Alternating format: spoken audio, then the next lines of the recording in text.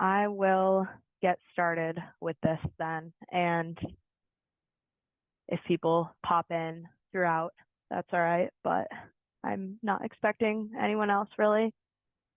So this is the Resilience, Flooding, and FEMA Community Rating System webinar for New Haven, Connecticut. This is going to be recorded and posted on the city plan website. And before the presentation starts, we'll do the land acknowledgement, which is this paragraph. The land of our state is the territory of the Sequin, including Quinnipiac, Tungus, Mattabesic, Mohegan, Mashantucket, Pequot, Eastern Pequot, Schaghticoke, Golden Hill, Pagusset, Nipmuc, and Lenape peoples. These peoples have stewarded this land through many generations. We thank them for their strength and resilience in protecting this land and aspire to uphold our responsibilities according to their example. During this presentation, we will do the introductions, a brief introduction to city plan, a little information on New Haven's flood risks, information on actions that can be taken to prevent flood loss, flood resources for the city, and an overview of the FEMA Community Rating System program, which New Haven participates in. My name is Kaylee Moran. I am a planner in the City Plan Department, and as of recent, I'm the department's flood manager for this program. We also have Laura Brown, the director of the City Plan Department, and Diane Ifkovich from the Connecticut Department of Energy and Environmental Protection, who will be presenting the information for the community rating system. So a brief overview of planning. The goal of planning is to improve the health, safety, and economic well-being of all residents in our communities. This involves thinking about how we move around the community, how to retain and attract thriving businesses, where we want to live, and opportunities for recreation. Planners take a systems view of the community, which includes buildings, roads, and green spaces, considering how they fit together like pieces of a puzzle. So the New Haven City Plan Department, some of our functions are to serve as a regulatory body for land use and development, engage the public to develop plans for long-term sustainable growth and development in the city, coordinate with departments and agencies to plan, secure funding, and manage large infrastructure projects, and provide a first point of contact for residents, property owners, developers, entrepreneurs, and business owners in the city.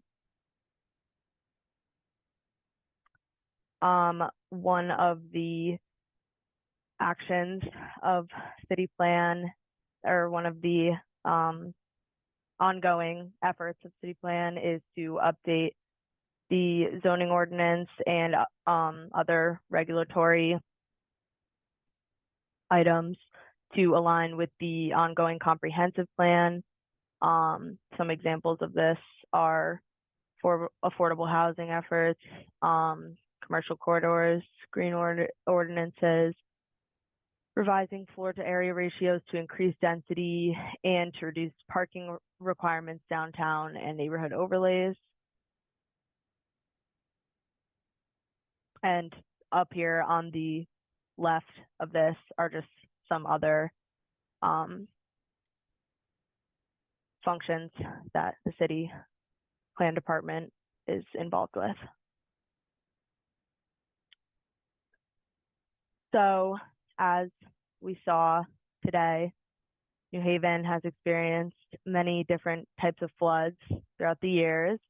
And in order to be able to protect the city and the residents, we should be able to understand an overview of the city's flood risks, some actions that can be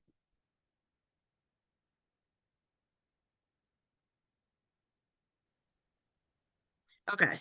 So to review, New Haven faces a number of different flood risks. The different types of flooding experienced in New Haven includes riverine, coastal and storm surge, a combination of the two, nuisance or sunny day tidal flooding, or flooding due to poor drainage.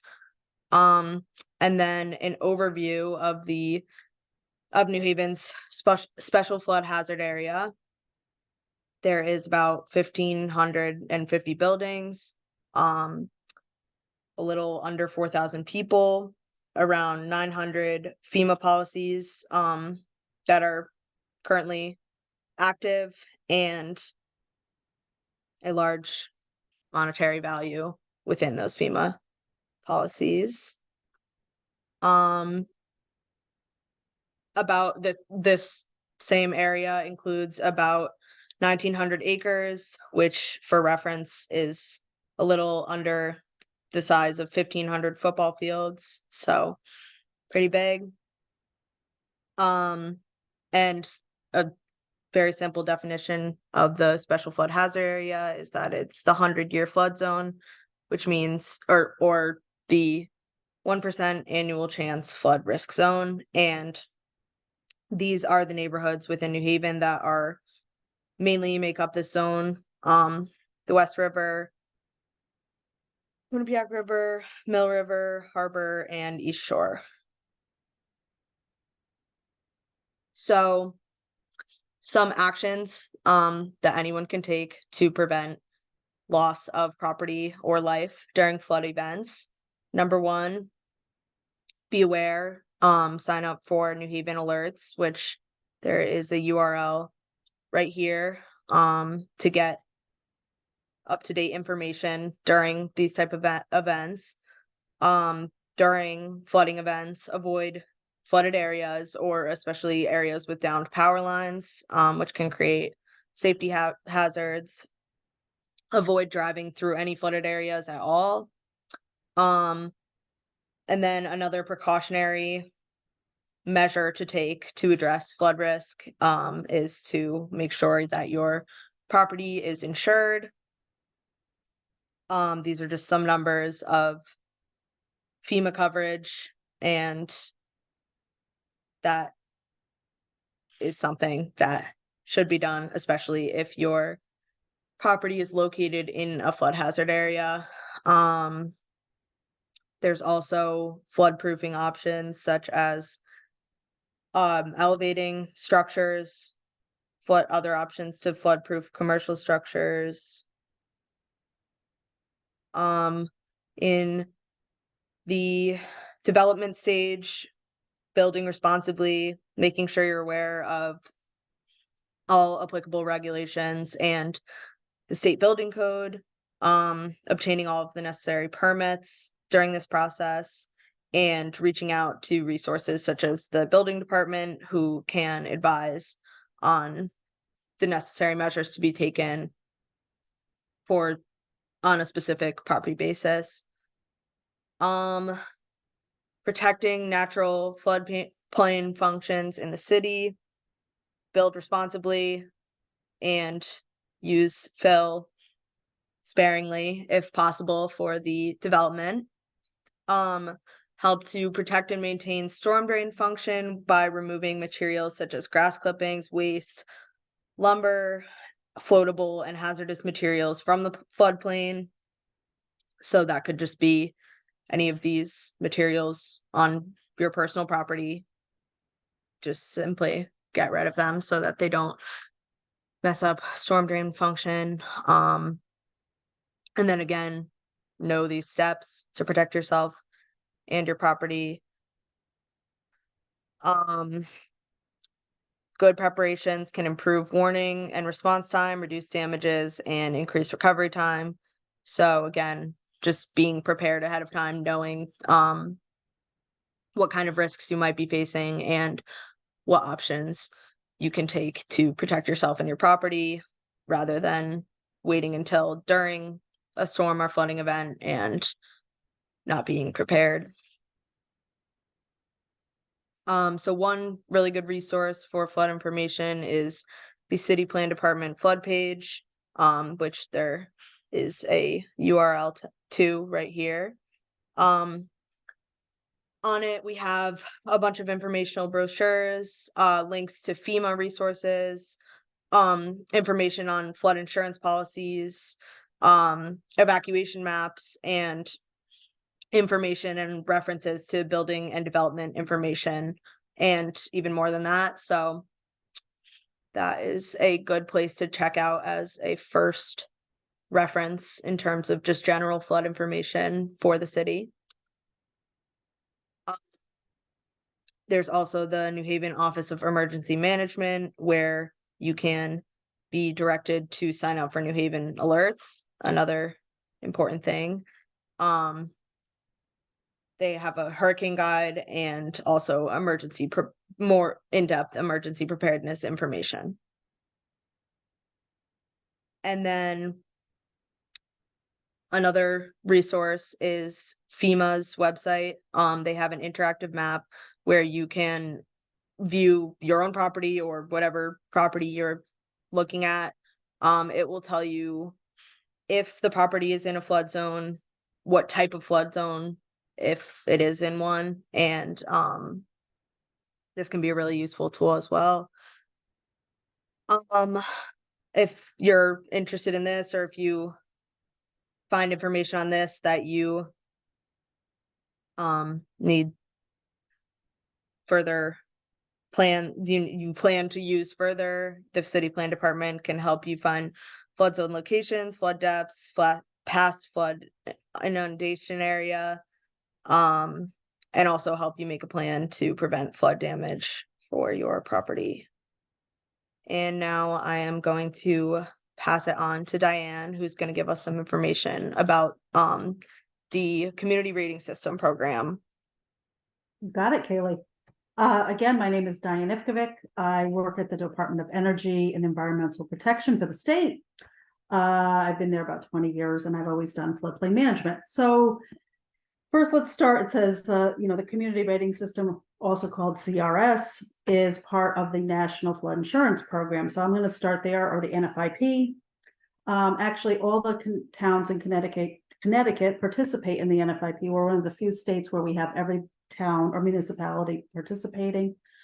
It's actually 177 jurisdictions when you include boroughs and stuff. And so why do we do that here? We're a very developed state. We have a lot of, as Kaylee said,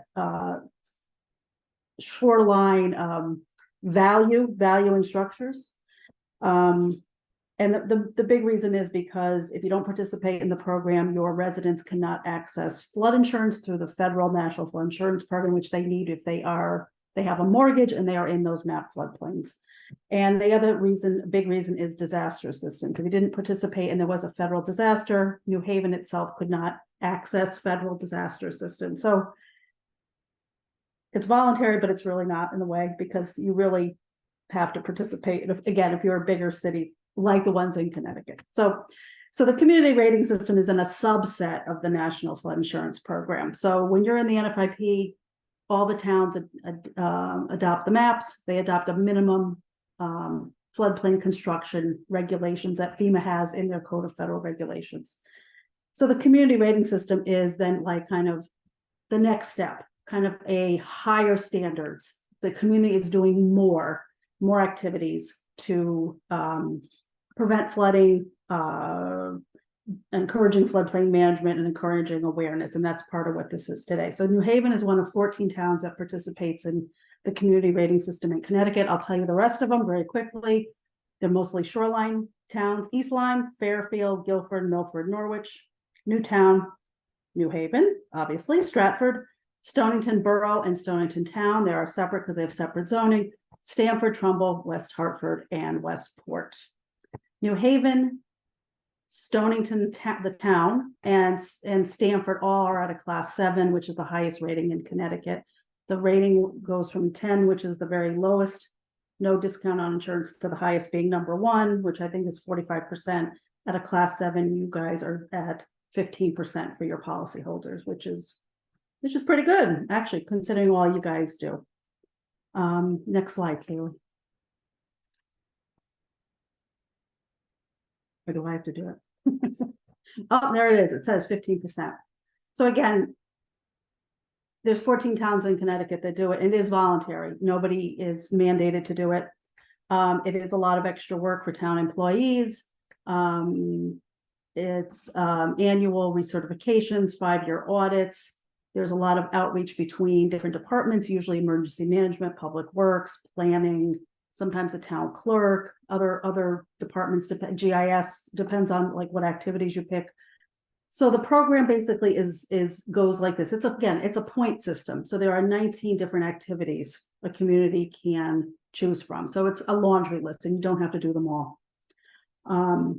Examples are things like publications in your library, outreach to residents, which is what this is tonight, storm drainage system cleaning and maintenance, very important today. As Kaylee said, I can't stress that one enough. Stormwater management, like when you have site plans, open space preservation, higher regulatory standards, hazard mitigation planning. All towns who participate in the community rating system in Connecticut kind of get automatic points from a couple different state initiatives. Our dam safety program, which my agency maintains, the state building code. We have a higher building code than a lot of states, so we get some. You don't have to do anything for that. You just get points. And also our real estate disclosure. There's a floodplain question on there, so you get those kind of points automatically. And you're also getting points from the South Central Regional Council of Governments hazard mitigation plan, which deals with flooding. They just had a plan approved in April of this year. You have to do that every 5 years. Every town has to do that to get, again, FEMA grants. You guys get points for that. So you get a kind of automatic points for doing those things. But then you're doing other things. Again, kind of what's on the screen here. Outreach, brochures, social media, flood warning, higher regulatory standards, and that kind of thing. So, and again, you can go higher than a 7. You could try. You can always do more. But again, it's more work. 7's pretty good. So that's it. So that's the community rating system in a nutshell.